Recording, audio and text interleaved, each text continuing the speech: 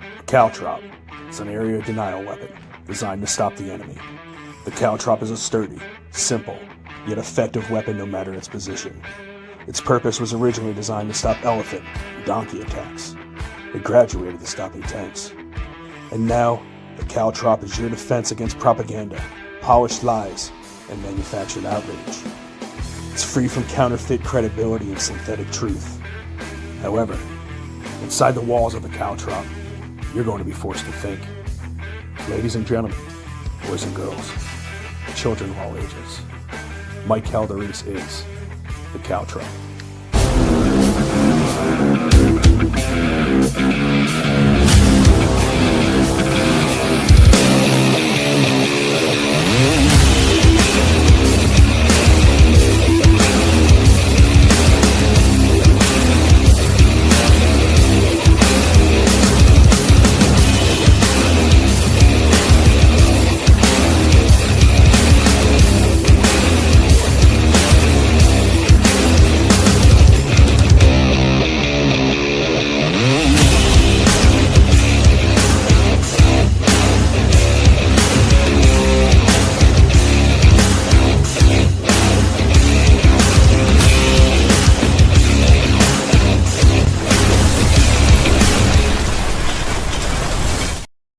Good evening and welcome to the Caltrop. I am your host, Michael Goins. And listen, I know everybody has been beat up by nonstop coverage of Charlie Kirk and warranted. I mean, it was obviously something big that happened. But if you're anything like me, you're honestly beaten to death with it. And I don't mean anything horrible by that. You guys obviously know what I mean. But it's just to the point where it's all that all the time, 24/7, in your face.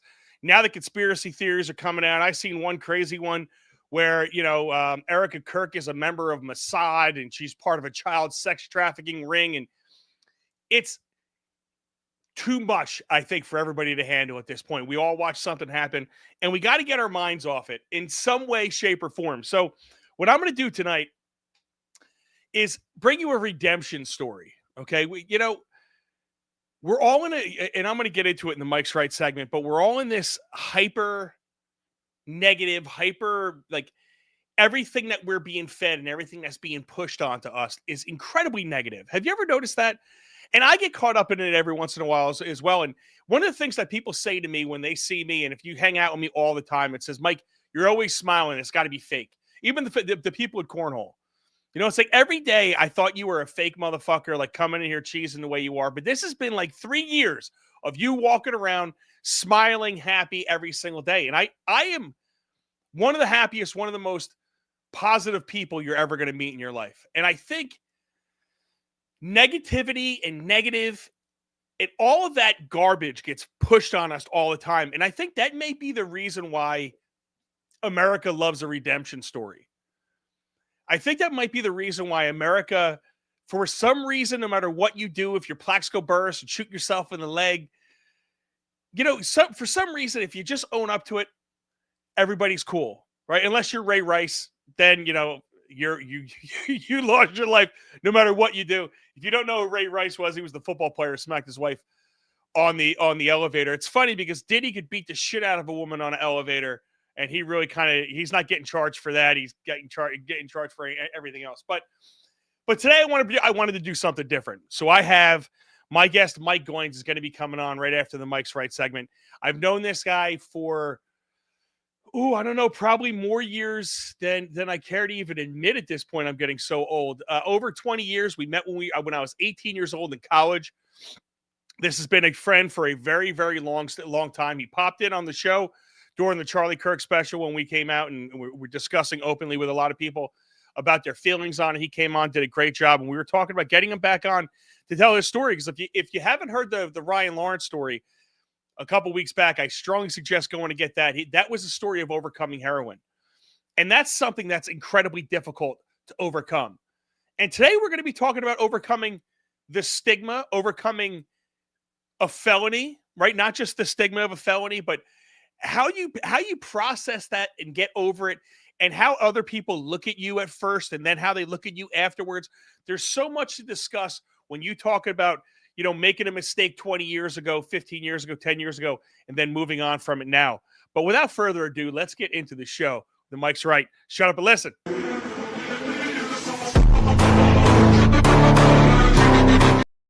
All right, like I've been saying, have you ever noticed how life feels like it's running on negativity these days? It's like not me, honestly, not the audience, but for everyone else, you motherfuckers are negative. Everywhere you turn, it's bad news. No matter the media, you're fed negative. And people consume it like they're playing the game Hungry Hungry Hippo. Get as much as you possibly can, as fast as you can get it, and all negativity all the time. The media seems like it just takes a giant dump on your soul every single morning when you turn it on. So much so that people avoid it like a Dylan Mulvaney's Bud Light can. And why wouldn't you? Every day for breakfast, it's like you sit with a muffin, say to yourself, okay, what's on the news? They respond with, good morning. Here's what's happening in your world today. The economy sucks. The planet's dying. And by the way, you're racist. It's like, thanks, CNN. Can you at least get me some orange juice with that? And it's not just the news. It's inside all of the people around us. It's the negative Olympics. Many of you are competing for the title of MVP, most valueless person. But I just feel like there's a sense of hopelessness that's out there, especially with young people. You ask a young 20-year-old what their 5-year plan is, and they're like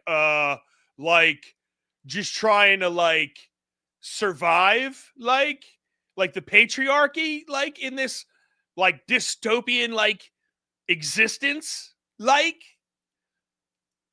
Talk to any 12-year-old, they say 14 times in any sentence. But if I'm being honest, when I was 20, my 5-year plan was to sleep with as many races of women on the planet as I possibly could. I mean, difficult maybe, but at least I was ambitious. It was positive. I believed with my entire mind that I could accomplish what I set out to do. Positively always wins. And by my sophomore year, well, I'm not going to get into the rest. But here's the thing in all seriousness. It's not just the kids. Negativity is hitting everyone. The old people, young, rich, poor. People are caught up and surrounded by all the negativity and really all their bad decisions that they've made. And let's be real. We've all made bad decisions.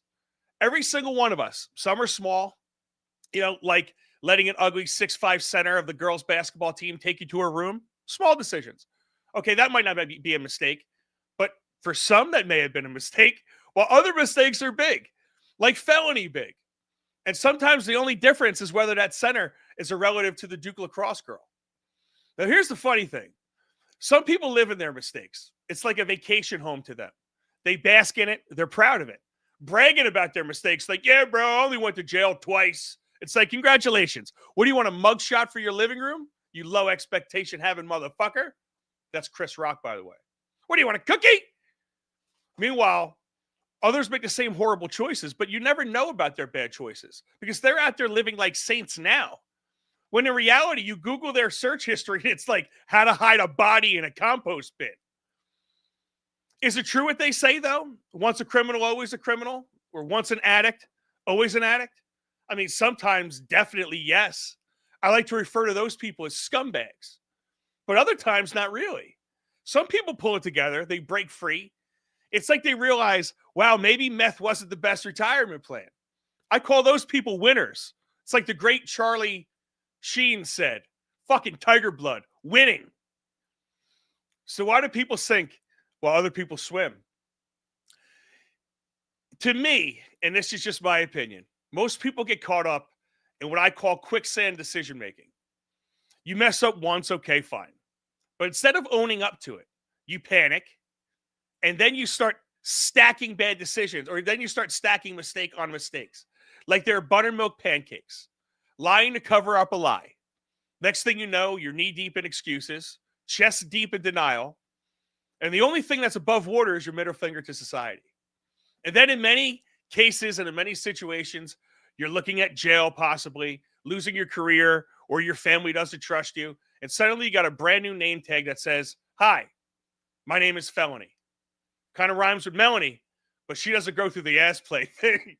And once you're penetrated with that negativity and that felony name by the big black felon label that you get, people think that that's the end. How will I ever walk again? I mean, how will I ever go forward in life? I'm a felon.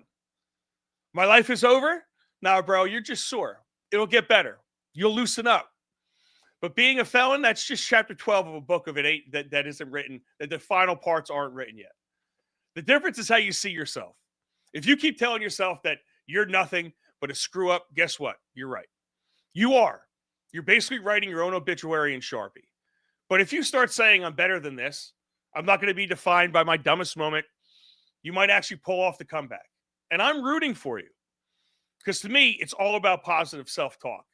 Positive self-talk is underrated. Everyone thinks success is about luck or connections. No. It's about learning from your mistakes. And it's about not calling yourself a loser 24/7. That's how you move from negative to positive. I know you were just thinking about Biggie right there. And it's how you stop being a degenerate and start being someone that people trust not to steal the silverware. Redemption is not a miracle. It's a choice. You don't need a choir singing behind you. You don't need a Hollywood moment. You need to just decide, I'm not my worst mistake, and I'm better than this. And look, let's be honest. Like I said before, America loves a redemption story. People forgive almost anything if you own it. Drugs, crime, cheating, bankruptcy. Hell, half of Hollywood is made up of felons with good PR agents. I mean, think about it.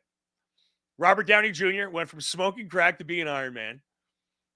I mean, that's like not redemption. That's Marvel level miracle. It's like Pee Wee Herman jacking off in an adult theater. Okay, that's a bad example. But seriously, don't let the world convince you that you're doomed. Don't let the media drown you in negativity. And definitely don't let your past convince you that that's going to be your future. Because if Iron Man can come back, and if Pee Wee Herman can still find climax in his playhouse, and if Mike Tyson can go from biting ears to selling weed gummies, and if Martha Stewart could do jail time and then host a cooking show with Snoop Dogg, bro, I think every single one of you guys can fix your life too. Just take my advice, and I mean this from the bottom of my heart. Write this down. Don't be a pussy. That's the Mike's right. Hope you listen.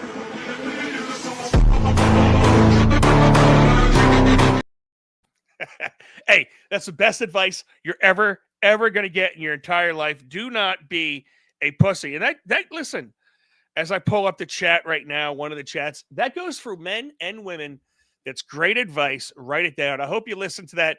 Listen, guys, I hope you caught some of the subtle rape jokes that I had, prison rape jokes that I have. And I see Mike Goins in the background automatically. He's just shaking his head no at me like my wife is doing right now, like half the audience is doing right now, like my mom is doing right now. And that's all right. Let's bring to the stage my man, Mike Goins. How are you doing, sir? Good. What's happening, buddy? You see what's happening to me. I made a lot of subtle being in jail, getting raped type jokes. I heard. Penetrated. What do you think of it? Did you think I'm accurate with that part of the Mike's right? You are not.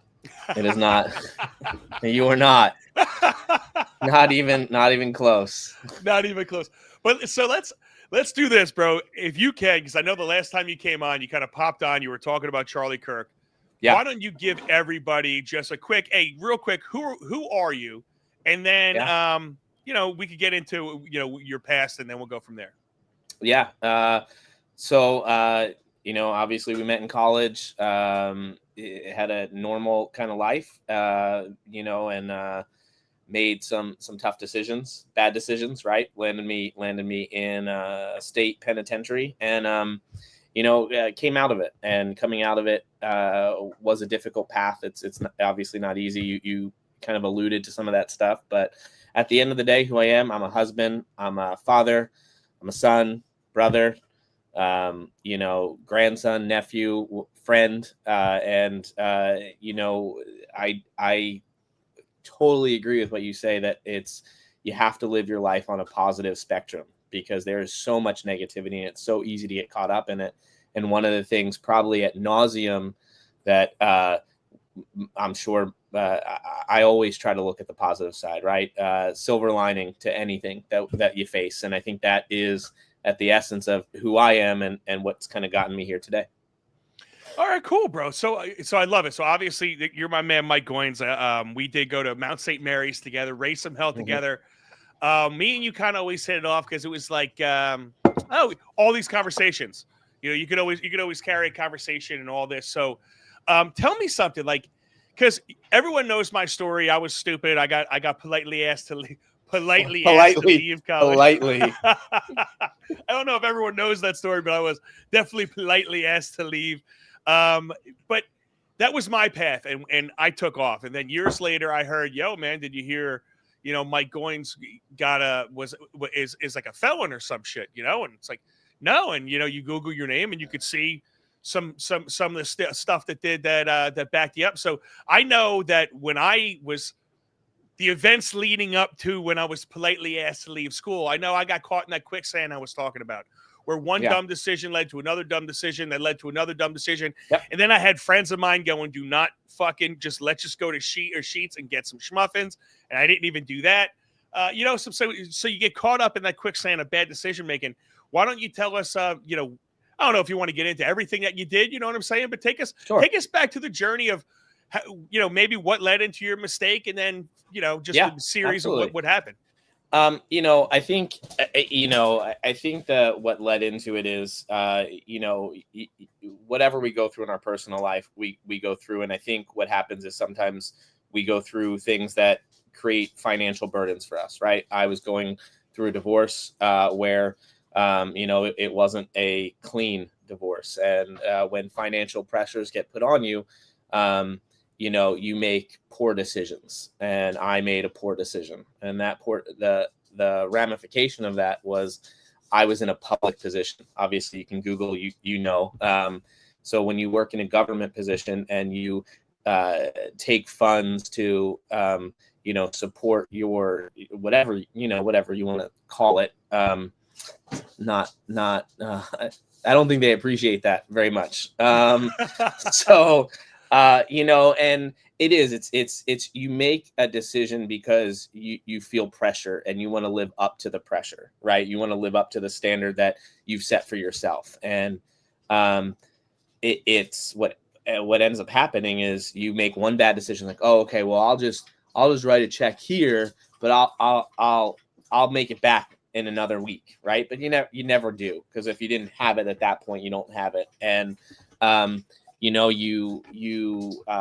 me, I had, you've talked to my wife, Heather. I had a very supportive person that you don't want to share those things to, right? You don't want to share like, oh, I'm struggling with this or I'm struggling with that. So you kind of make that bad decision on your own. And when you do that, one bad decision turns into two bad decisions. And then, however many $80,000, $90,000 later, you can't get out of it, no matter how much you try. Like you're like, oh, it's the next big thing. It just doesn't work that way. So that's what led to my ultimate poor decisions and ultimate arrest and then what followed. Did I answer your question? No, I think you answered. I think you answered your my question fine. So, I mean, when you say what followed, we could get to that in a second. But one of the things I want to know is when you're doing these things, how'd you rationalize it in your own brain? Right? You obviously knew you were fucking around. Was it just I'm going to pay it back? But how did you think you wouldn't get caught? You know what I'm saying? Things like that. No, that's a great question, and it's a question that I've been asked before. Is I thought the amount of success I was having in my job, I was in economic development for a city in Eastern Washington. I'd created a lot of programs that were driving revenue into the city. I thought eventually it could come back somehow. And what was crazy, and I don't want to say this, I don't want to glorify anything that I've done, because that's not what, but in case that I couldn't, I took out an insurance policy for the company that would get paid back for theft or misappropriation of funds and that kind of stuff. So I always thought like, oh, I have this backup plan that if I get caught, they're still going to get their money back. Not saying that that's right, but I think I just was rationalized, like I'm going to get there. I'm going to be able to pay it back. I'm going to be able to do this. But after a while, it's like you're just lying to yourself. You're not being honest. And that ultimately is what happened. So then you get taken out, you get put in jail. You do not get penetrated, is what you're saying. I do not. All right. I want to get, because that's one of the things people think now, but you don't say that, and I say that jokingly and all that stuff. But that's the first thing people think is you go into jail and you're immediately you have to duct tape your butthole closed, and you're constantly fighting for your life. Were you in like one of those type of jails? Or are you in like the Uber white blue collar type jail? I was not. No, yeah. So that's I'll talk briefly about that. I know you and I have talked about mental health before. So prior to me going away, ultimately what happens is guilt just, if you're a good person, guilt just overwhelms you, right? Like the disappointment you are to your family, for like what is eventually going to happen. And I started to get to this point where I thought that my life wasn't valuable anymore, right? So I'm a pretty calculated person. You know me from college. I'm fairly intelligent. I had a fairly good life insurance policy, and I thought, hey, the best thing I could do is at least secure my family for the future. So I had a suicide attempt, right? So that takes you, when you get to jail in that point, you're put under observation. You wear a stupid green suit for a couple days, pretty embarrassing. But real quick, just by observation, do you mean like Epstein type observation where your guards go to sleep and they turn the video off? Nope. You are in a a concrete room that has nothing in it, and it's no sheets, no bed, no mat. It's bright lights, and you're in like what they call a turtle suit. That's what you saw the guy, whatever his name is. I can't even remember his name but it's a Velcro suit that you can't, with nothing underneath. And then you're there for about 48 hours until they can evaluate you and make sure that, like, hey, you're not going to harm yourself. And then you go into whatever section they're going to put you in. Now, my path was a little different because of my position.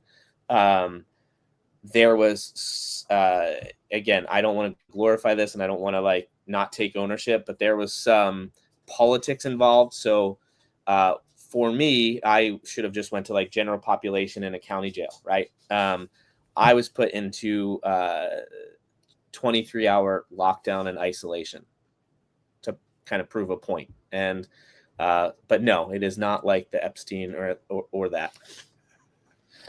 So, but it is, I had to, you say yeah, we were on observation, suicide watch. No, I was just trying to get it from you. You didn't have some guards going to sleep outside your door, nothing like that. Okay, have it. It is bright white lights. It is concrete. There's a hole in the floor for you. They don't let you out to go. The rest of it is nothing. What if you wanted to just run into the concrete head first? That's a stupid question, but that's a way. No, it is not. There are people that will do it, and they have done it. But you are like, if you imagined, there is a little glass box where there are like 4 guards, and they are watching 4 rooms. And so if like you ran, they're pulling you right away, and they're strapping you up. Gotcha. So it is, and I was in a pretty bad county jail that, has some lawsuits against it, but it is not like Epstein. And how long did you do in there? I was sentenced to a year. I did 8 months. Now what happens is when you go away, you're like, I pled. I did my interview, no attorney. I waived my right. I was guilty. You're supposed to, like, once you plea, you're supposed to then get like sent away to your prison or wherever you're going to go.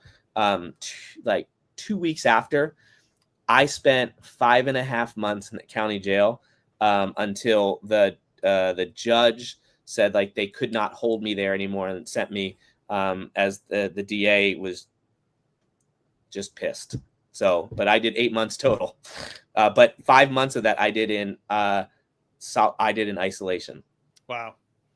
And you couldn't, obviously in isolation. It's not like when you hear like the rehab and stuff like that. You didn't start your rehab process in jail. It really started afterwards. Now I remember when you were getting out of jail, I remember friends of ours really fucking going after you on Facebook and stuff like that. And it seems you had a really good support system as far as your wife was concerned. She was firing back right at everybody else. This is obviously years later, So, let's talk about that, because let's talk about your recovery process. Because obviously you made those mistakes. You were in jail. You spent the 5 months in solitary. You get your ass out. You obviously, like I said, there wasn't any books or any PhDs or anything. You didn't spend that kind of time there to be part of the process. But tell us about getting out. Did you find the system helped you, or like now you're a felon, right? Yeah. Yeah. So tell us about that. Did the system getting out help me? As far as like you get out, you're a felon. Now it's like, how do you get a job? Does the system help you get a job, or did you even get involved in that? Did you get out and say, I never want to look back? Like, what are we talking about here? Yeah, like, so, I mean, the moment I was there, I didn't want to look back. Right. So by the time I got to the actual, like my actual state penitentiary, I was a tutor. Because you have to pick a job, or you have to do something. You have to go to school, pick a job, but I was only going to be now at the state penitentiary for 3 months. So they were like, well, what do you do? And I was like, and I, told them, and they're like, can you teach people? And I said, sure. So I was a tutor. And you kind of make, for someone, and I'm going to say like me, you've known me for quite a while. Like, you can't let 12 months define who you are. So, when I got out, I did try to use the system as best as it could, because they do provide some support. Now, the support, it varies, right? I mean, at the end of the day, they give you a bus ticket and they give you a pamphlet on where to go. Now it's $10 or something like that. I don't know, like, but Heather picked me up, so I didn't need the $10. I don't need a bus ticket. Like, we just, the first thing we did is actually we got Starbucks, which is, I know, like, first world problems, but I did try to use the system as far as they provide you job support. You can go to different places, like a career center. The problem was, for someone who had my pedigree of a career, no one wants to touch you. And I say that, like, not even, I thought about this as I was driving home. I applied, and I'll give you permission to laugh at this, because I can probably bring some levity to it now. I applied yeah, I know. I applied at Manhattan Bagel and couldn't get a job. Like, I have a college degree. I was an executive, like and I couldn't get a job putting cream cheese on a bagel. Like, and, what happens is when you're out, you try to use the system, but for like someone like me, who I had a great support system, I had a phenomenal wife. I had family that was, rooting for me. You're kind of left to your own devices, right? You can't go into halfway housing. You don't get financial, like, any benefit. I'm not saying you should. I'm just saying it doesn't, like, once you're out, the system doesn't really provide great resources. So you can see why people go back in. I was with a lot of people, because I didn't go to a white, unfortunately I didn't go to a white collar prison. I went to a prison where there was everybody, and they're career criminals. And because they get 3 meals a day, they got a job, they're making money. So for me, the path was a little bit different. I finally ended up getting a job. I applied as am I talking too much, or should I tell you how? No, do it. Yeah. Fire away. I'll stop you when you're talking. So try it. Great. I applied for a job as a bar back at a sports bar, and I applied for a job as a dog handler at a daycare boarding facility. And the daycare place hired me, and I said, I have one more interview. I went to the bar back. or a job for the bar back. They looked at my resume, and the bar manager's like, "You got more experience than me. Why do you want to be a bar back?" And I told him, flat out honest, told him my history, told him everything. And so he introduced me to the GM, and the GM was like, yeah, "I'm not going to hire you as a bar back. I'm going to hire you as a manager. But before I do that, like, I got to know everything." And I mean, they grilled me. And then 2 weeks into that job, he introduced me to the ownership team. And then within like 2 or 3 weeks, I was promoted to the general manager of that restaurant, a co-general manager with another person of that sports bar. And I went in front of a whole ownership team. They grilled me on everything, like from money, what did I do? And, your path starts, and then you kind of start to build off of that. What type of relief is that, dude? When you find yourself there, you're kind of like, you've been hunting for something like that. You spot that opportunity. It's kind of like a hunter in the wilderness. You're thinking to yourself, don't do anything stupid to fuck this up. It's like you almost took that girl home. You almost have her saying yes to you. Just don't do anything stupid to mess this up, right? Is that what's going on in your head right there at that moment? Yes and no. I mean, for me, it was just, I was just gonna I knew I wasn't gonna do anything stupid because one, I'm never going back to that place ever, because as much as it's not Epstein-like or what you alluded to in the beginning, it's also not fun, right? There you see things that you cannot unsee, that you can't talk about to your family, or you can't talk because it's gruesome and it's violent, and those are things that it's hard to share with people what you saw there, right? So when you have that, you're like, okay, I'm not going to do anything, but I'm gonna work. I'm gonna go in every day, and I'm gonna be the best. Sadly, though, we've talked about stigma, and as stuff started to filter out at that job of my past, rumors began to happen, and people began to get pissed. And what happened was, I uncovered at that job, a bunch of credit card issues, a bunch of theft, a bunch of beverage costed, just issues. And as soon as I brought that attention to other people, the people who were involved started oh, did you know he's a felon? He's this, he's that. And then I went into work one day and I got let go. And I was like, I just gave you a report that said you have $30,000 missing over the past 18 months. And that's heartbreaking, because you're doing everything right, but your past is following you. And you're like, man, if anyone knows how to steal $30,000, it's me. I'm telling you exactly how to do it, right? Yeah, and that was my point, is I was like, this is how it's happening. This is what's going on. This is what I mean. So when that happens, it's so disheartening. And you don't want to go home and you tell your wife, I just got fired. But that's the path, right? And now that's the blow that you take. And then I ended up going back to the dog handler position. And what happens is fate works in a way where you meet people who have gone through something similar. The owner of that company had spent 10 years or 12 years in prison because he was in a car accident where he was the driver and his best friend was killed. So he knew what that was like. So when they heard about my past, there wasn't a question of, they know that things can change. And I went in there and I was like, I'm not getting into management. I'm not going to do anything. I'm just going to work. And if I have to pick up pee and poo from dog, I'm going to be the best pee and poop picker upper ever. And that's how I approached it. And then eventually they were like, look, I had made some changes. I'd done some things that were a little bit more efficient. They're like, look, our manager's leaving. We need you to step up into the role. And they're like, we don't want to really hire anyone else. You've got the experience, and you take it.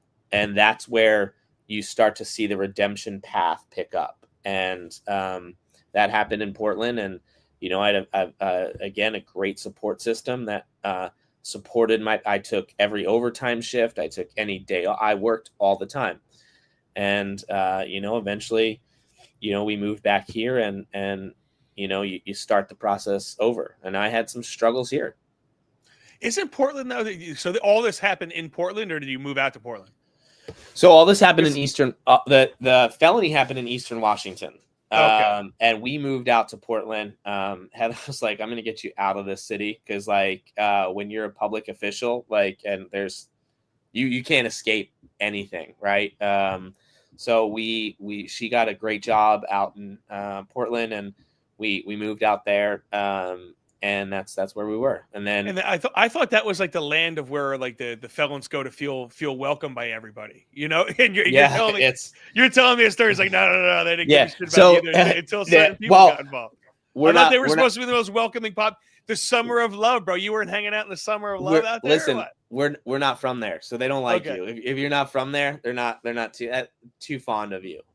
You know, but ultimately we you know, we have obviously we have a combined family, and we had 2 younger children out here that we wanted to be closer to and see more often. We were seeing them once a month, and we're like, this isn't enough, and we came back here, and then we faced our own struggles with that stigma, you know, from police. I think that Heather probably knows the stat. In the first 3 weeks we were here, I was pulled over like 4 times in my neighbor. Like, it was really odd, and not because of who it was just when you start to see how people work together, you know. And then I ended up getting a really good job in Ocean City, and then someone had written a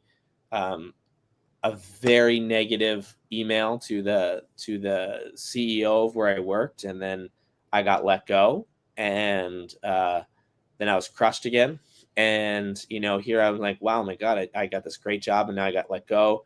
And then what happens is you start to see people build around you, and that team that I worked for in Ocean City, they sat on their thoughts for like a week, and then they met back up with me and said, you know, we're not going to let people get away with this. And they rehired me, and they support you, and they end up saying, you know what, we're all better than this. And then you start to see, and that was really a turning point for me, you know, because I think you start to see people will defend you no matter what. And prior to all that, I think I created some levity. I mean, I remember we went to, and I say this because this is important. We went to when we first moved back to New Jersey, I had an aunt that passed away. You're Italian, Catholic. You grew up Catholic, you know, you go to an Italian Catholic funeral, tons of people. And I was seeing my family for like the first time. And I made a lot of jokes because I was embarrassed and I was ashamed. And I thought that's the way that I could heal.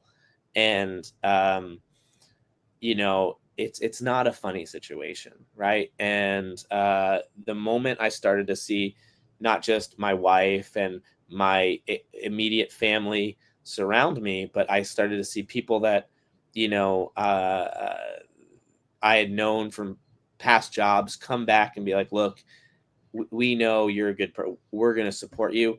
You have a turning point of like, you want to do justice to, you want to make them proud too.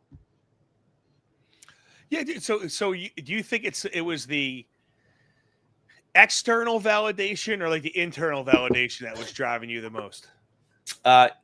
You know, it's a little bit of both. I'd say it's like, it used to be external, right? When I first got out, it was, I needed to prove to everybody that I'm not what you read about, because it wasn't, most of it wasn't even true, right? Were you also proving it to yourself at the time, or did you know, you just knew you were a better person and what you did before? I knew I was a better person, but I can tell you this, I was not a confident person. you know. Gotcha. And I think when I look back now and I go back to college and I go back to high school and even afterwards, like I was always trying to be bigger than what I was because I wanted people to like me. I wanted validation from you and everyone, right? Our roommates, our friends, like, look, I can do this. And it's sad. Like I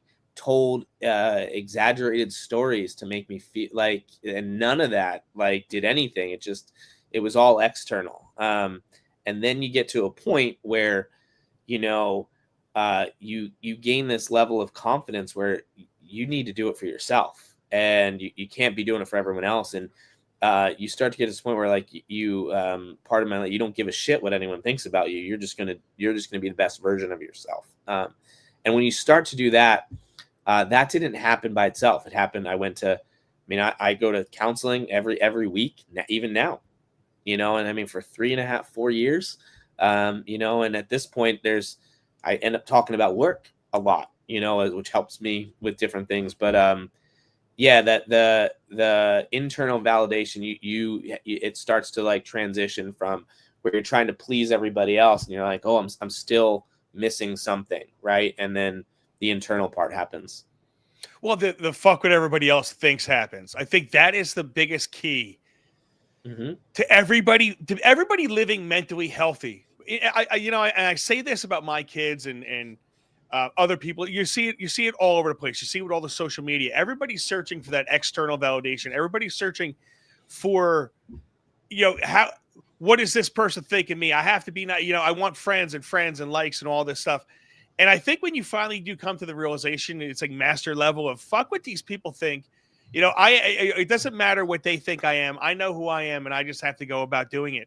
And I think when you do that, and it's almost like people could read the felon on you when you act like when you carry that with you. You know what I'm saying? It's like they still see you as that. And when you finally break free of that, and you finally stop saying, I don't care if you think of me any which way, that's when people actually stop thinking you as a felon, if you ask me, right? Did you witness something like that? Yeah, you do. Like, I mean, it's, you start to, you do. It's like the more confidence you gain in yourself that you're not going to be defined by that moment, the more, people start to see you for who you are. Right now, that also comes with a tremendous, like, I ended up being a lot more honest, right? I was a people pleaser. I'd tell you anything to make you feel better. And what happens is you transition to a point where you become brutally honest, because you're brutally honest with yourself, because you look at yourself in the mirror and say, these are the 10 things I don't like about myself. I'm going to start checking them off the list, and I'm going to stop worrying about everyone else, because no one else can control your happiness, right? Like you control your happiness. And so what happens is you stop blaming your shitty job, and you stop blaming your whatever it is, your parents, I had this moment of clarity where I grew up with divorced parents, right? And I used to tell these stories like of this woe is me because my parents didn't talk, but I had 2 parents that loved the shit out of me. And I used to paint my dad in this picture of like this just standoffish type of cold guy that didn't want to do this or that. And then I'd use that as why I was cold, or why I didn't share, or why I couldn't do this. And the fact of the matter, that's bullshit. The fact of the matter is, like, he's a great guy. He has his quirks, right? But at the end of the day, he provided, he loved, and I couldn't blame him for any kind of anger that I've had, like whatever. And when you start to do that, and you can look yourself in the mirror and say, I exaggerate stories to make people like me. I'm passive aggressive to prove whatever it is that you have. The moment you can stare yourself in the mirror and say, like, look, I don't like these things, and I'm going to change them. You start to see the world, yourself, in a very different way. Now, what happens from there? Like, so you control your own happiness. I love that word, because I feel the exact same way. I always tell people when I say, hey man, how you doing? you have the guys where it's like, oh, I'm just getting out of life, or same shit, different toilet, or, the same things that you hear over and over and over again. And I'm like, dude, I'm looking for righteous and kick ass. I'm looking for outstanding. I'm looking for phenomenal. But I want to use power words. I want to use happy, boisterous, fucking let's go type language, And I feel like when you start changing that, the way you talk to people, the way you talk to yourself, start changing I can't to I can, start saying I don't want to let's go. Like when you start changing these little basic things, it's amazing how it can make your entire body feel. And then not just that, like people don't realize something, like when you carry around positivity to you, positive things happen. When you carry around negativity, negative things happen. It's like it's like the people that are going around looking for racism everywhere. If that's what you're going to look for, that's what you're going to find. Yeah. Right. So when that mindset starts tricking or starts changing, you start finding the more positive. So now, how did you get to where you're at now? As far as you're back with the dogs, right? Yeah. So, yep. So I will say this. There's two things. You can never lie about anything, right? Not even like how you're doing. If you're having a bad day, you just say, "Hey, I'm having a tough day." You have to be honest with yourself and with others all the time. That has to be first and foremost, because the moment you start, negotiating when it's okay to lie to yourself, like, oh, I'm good, whatever, you can't do that. So that's number one. And second is, you can never say I can't. You just have to say, even if like, hey, I can't get that job, I can't get that promotion, I can't get that rate, I can't get that wage, it's just you're having trouble right now. I'm having trouble right now getting there. So how do I fix that trouble, right? Because you have to have this optimism. And so for me, right now, I'm in a role where, my former partner, God rest his soul, he passed. I've talked to you about that in July.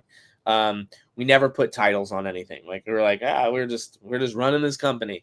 But if you look at it now, that if you had to put a title, I'm the CEO of a very successful dog boarding, training, daycare, and retail company. We have 2 locations, opening a 3rd location in Philadelphia. We do $3 million a year in revenue. We have a staff of over 40 people. So it's not this tiny. It's a legitimate company that is expanding.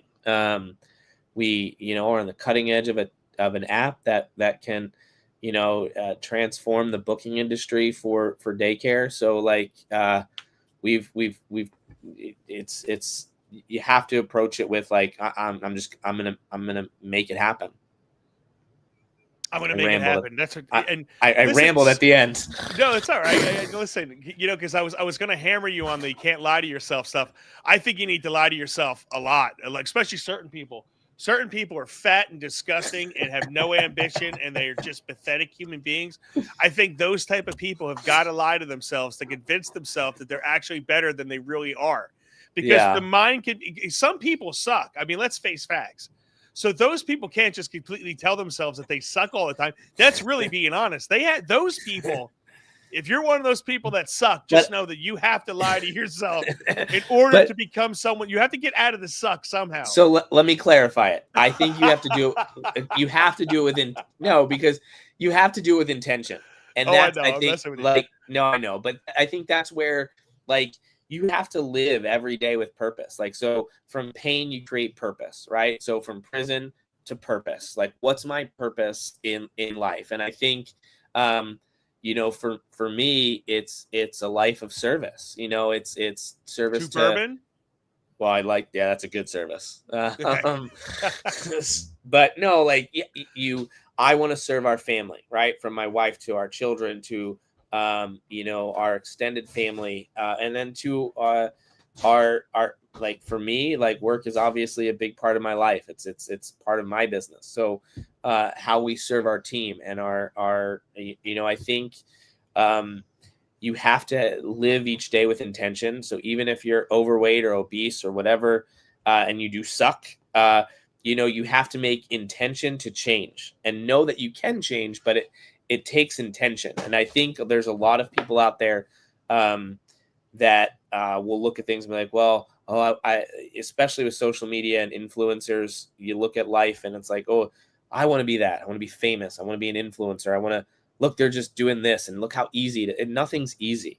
It takes work. And you have to approach every day with that. And it's hard because we don't live in, our parents grew up in a pretty good time where real estate was booming. There's all different factors that contributed to the success of their life. We don't have that right now. So I think living with intention and knowing that you can make change and you don't have to be stuck where you are. If I took that approach, I'd,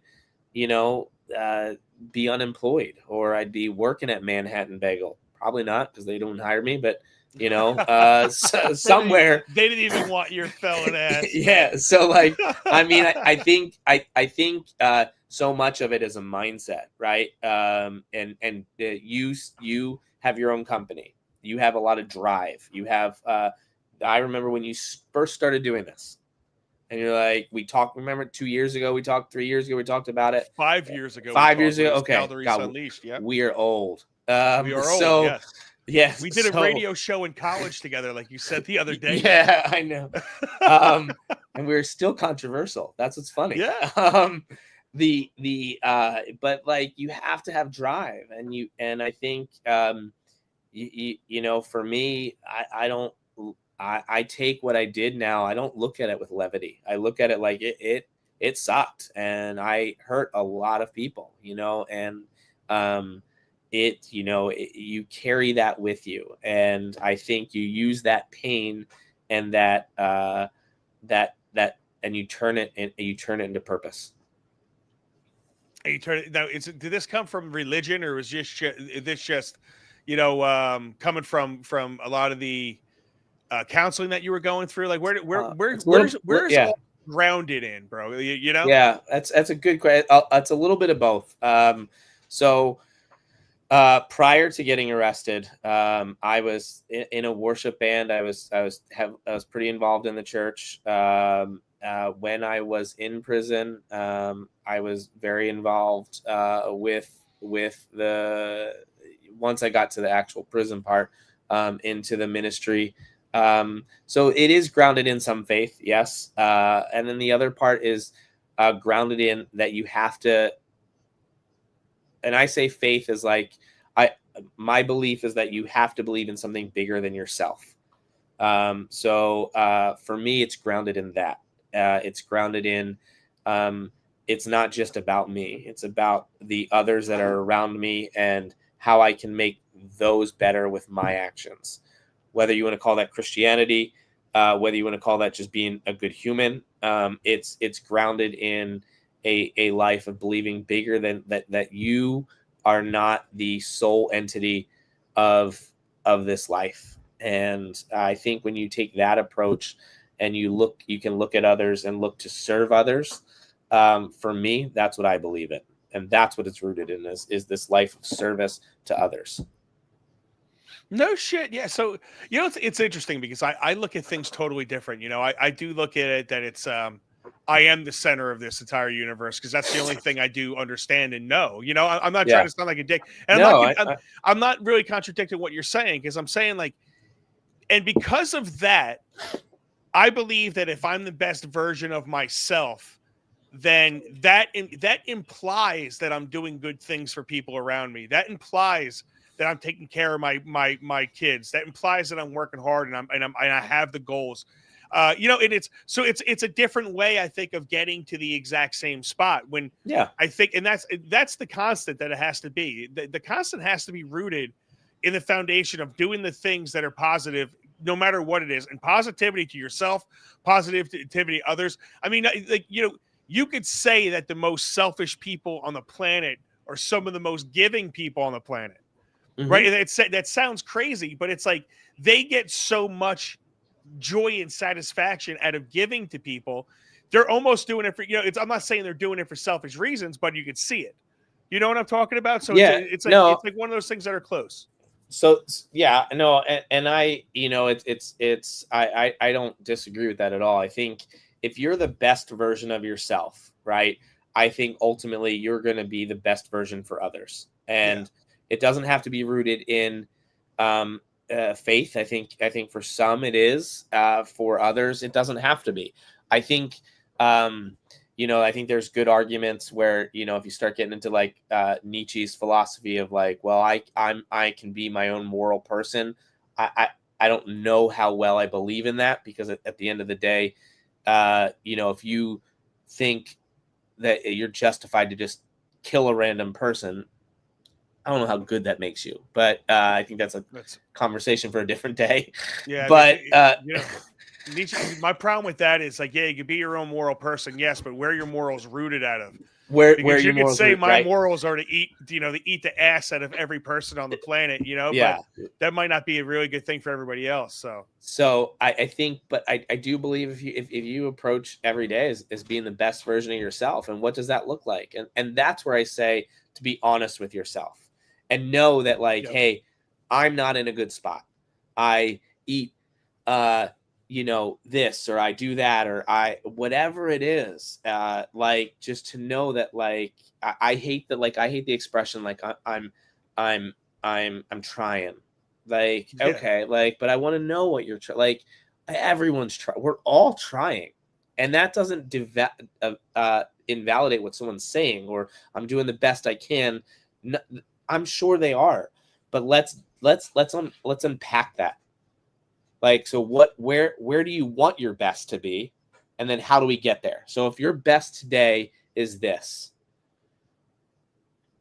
how do we get your best to this, right? So how do we go from a 5 to a 10? And one of the things you can always talk about, like I try to take my day, like if my day is let's say I like get home and I'm at the end of the day, I'm like, okay, my day was a 6 today.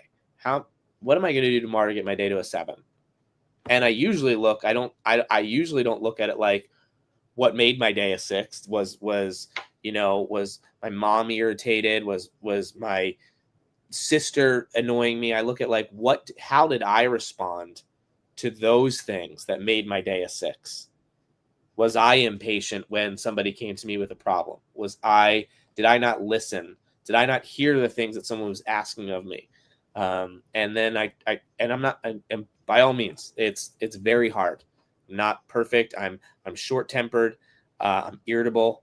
Most of the time I'm grumpy, but I'm every day I'm constantly analyzing those things about myself and saying, okay, how can I do it differently?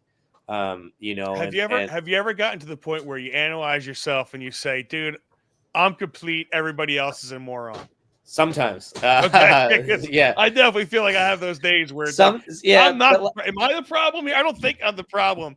I think you motherfuckers are the problem. So, but what happens is, yes, but I think like what I get to is like, okay, but like for me, like, so I've been in counseling for 4 years, every day, right? Like, and so I start to go, okay, how can I meet people where they're at? Because if I start to say like, you're the problem all the time, then I'm just going to be isolated and alone.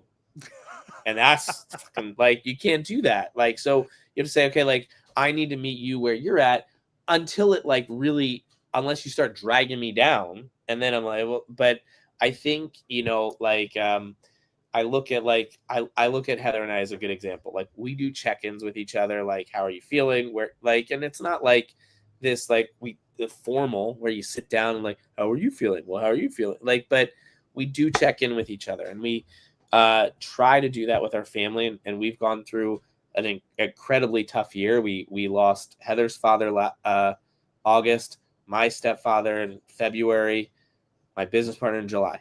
Like, in a year, we lost 3 very important men in our lives, and that we were caregivers to, so I mean, that was the different, but I don't know. Hopefully you know what I'm saying there. No, I get what you're saying. I mean, you definitely went through a lot, and the right mindset. You would hope that everything you've been through in the past and everything that you've built is going to help you get through some of the hard things that you have going on now. Dude, listen, we just killed that in an hour. That went by very fast. Let's do this, bro. Because I know, like you, I would love to have you back on just to bullshit, not about this, but about a lot of other things. Yeah. But I wanted the audience, to get to know you after you popped on, and we were talking about you being on, on more of the regular, like just some of the other dudes that we have here, like Fresh Sure. Mike and all those guys, and Ryan, and I'd love to have you contribute for it like that. But do me a favor, like just if you had to. Maybe one thing that you didn't touch on, and maybe you did touch on everything, but the one thing that maybe you tell yourself now, one thing that you focus on now, the biggest part of your life now going forward, maybe last words, I guess what I'm saying. Sure. I think I'm gonna say there's a saying like there's two things. I think I used to be a very sarcastic person, and I use that as a defense mechanism. I know you're laughing, but I think I used to say, like, when people would come to me and say like, "Oh, do you want to do this?" and I said, "I don't care." Right. I started really shifting my mindset that I do care, not just about my own actions, but how my actions affect others. And my actions in the past, affected others, right? Affected Heather, affected my children, my parents. And I want to be very cognizant that I, no matter what, have an impact on others, and I go back to the day that I attempted to take my own life. And while I thought that I didn't have value, looking at it now, I look at my relationship with Heather, and I look at my relationship with my kids and my parents and my siblings, and look at like, wow, like had I not been here for the past 10 years, I would have done more damage. Right. And so that our actions have effects on others. And so every day I just try to think of like how I can, be the best version of myself to minimize the damage that you can do to others. And that's kind of how I go through it. Yeah, man, I love it. That was perfectly said. I think when you're having hard times, you're down and out, and you've had some shit things. I remember getting kicked out of school and being in a hotel room trying to figure out what the hell my future was going to be, and I couldn't picture what was I going to do now. I baseball and all the things I just ruined, and then all of a sudden your future comes and you've lived it and you live your future, and now you see, like, now 45 years later, the only thing that I really would have done differently was I really would have hit this motherfucker. You know what I'm saying? I wouldn't just smack them. I would have hit him with one of them Hadoukens where I came up and jumped around, and I would have really got him. That was, that's the only thing that would have changed, because now I see what my life is become. And it's like, when you're sitting there, you have to be able. That's why I say positivity is so important. I'm a contractor, so you go from situations where I might have 3, 4, 5 months worth of work, and then maybe you're down to a month worth of work. Then maybe you're down to 2 weeks worth of work. And you just have to have the positive mind to say, something's going to come. I'm going to land my next job. I'm going to, you have to be able to trust yourself to be able to take the next steps. So, dude, man, I really appreciate you telling us your story, man. It was, it's one of these things that I like doing is breaking myths and breaking the bullshit that's out there. And when you hear this, you absolutely can't make it if you are a felon. Well, you're living proof that if you make the right choices, yes, you can make wrong choices, but if you make the right choices and start taking those right choices and collecting them and putting a series of right choices together, where are you going to end up with, right? You're going to end up like you, chilling, hanging out with me, with your family, glass of bourbon in your hand, right? And it's all good things from there, bro. Yeah, I want to say this. Because I want to give you a lot of credit. I'm going to give Heather some credit because she's the one pushing me to be on your show. You've made things very comfortable and accepting. I think we talked about that last when we talked on the phone. You don't have a lot of judgment, which is tremendously, to have that support is awesome. And I always thought that if I was ever going to talk about my story publicly, like, this is the first time in 10 years I've done it on a forum like this. I always thought it might be on Howard Stern when I was famous for writing a screenplay. But you're a good close second. I appreciate that. Howard Stern than me. No, without the curly hair. You've made it very, it's not easy to talk about, but your ability to not judge and to listen, and especially the conversation we had on the phone was awesome. So I appreciate you. No, dude, listen, I appreciate you telling your story, man. Because like I said, these things are important, right? And I judge people by not just what they've done, but what they're currently doing, right? And I really believe that I knew who you were beforehand. I knew you were a good dude beforehand. Once I get that impression on somebody that you're a good guy, it's very hard to break. You would have had to do the felony and then continue to be a jerk off. You know what I'm saying? And then all of a sudden it would be like, all right, well, Goins changed. But you didn't seem like that, dude. And then one of the things that, like, when we talked about it early on, like years ago, I didn't feel like you were lying to me about it then. I felt like you've owned up to yourself. I felt like you could tell when people make a mistake and then they're not even living with the mistake in their own mind. They're still kind of trying to tell you a story about and they're trying to make their story the brightest and the best and the most rose color that it possibly could have done. Yep. And I think people come out very disingenuous like that. And I appreciate your candor, dude. I appreciate your candor on all of it, on what got you there, the mindset and the whole 9 yards. Because, dude, like I said, breaking some of these stigmas, I think, has to be done. Now, I think there's certain people, certain felons that I would never say give them a second give them a second shot because they probably already had it. You know, but there's a lot of people out there that do need that stigma broke, that have made a mistake, and they just, hey man, I learned my lesson. I'm trying to do the right things. I think you're a great example of it, bro. And the fact that you trusted me with that story is phenomenal, man. Really appreciate you. Like I said, really appreciate it. I really appreciate your friendship over all these years, bro. So listen, here's the bottom line, everybody. I hope and it's not even like you do this, right? So do you want to even plug your company? No. Okay, no problem. I had to throw it out there because it's like you're not even like a media personality. I can't say, hey man, go to this guy's show or any of that stuff. No, we're good. That's why I figured I really appreciate you being on. Listen, everybody, I appreciate everybody being here. If you enjoyed this show, if you think this could help somebody, because I really do believe that I bring you these stories and you have people like Mike that are going to tell you your story. You never know who this is going to reach. If you have somebody that has a criminal history, if you have someone that has a drug history, take some of these shows with like Ryan Lawrence and Mike Goins, and these are shows where we want to get out and we want to get people that these are real people that are doing it in America, that have overcome their adversity in America, and they have really made wonderful success stories in their own lives. So it's something that is possible. I think it's something that we have to highlight. We have to highlight the positive. One of the best ways that you could be a caltrop in your own mind is by being positive, by not dogging yourself, by not dogging the world, by not dogging constantly the country or the president or everybody. Be a positive force in your own mind, be a positive force in your own house, be a positive force in your own community. And that is how you're going to be a caltrop. And listen, I'm going to be that positive force for you guys.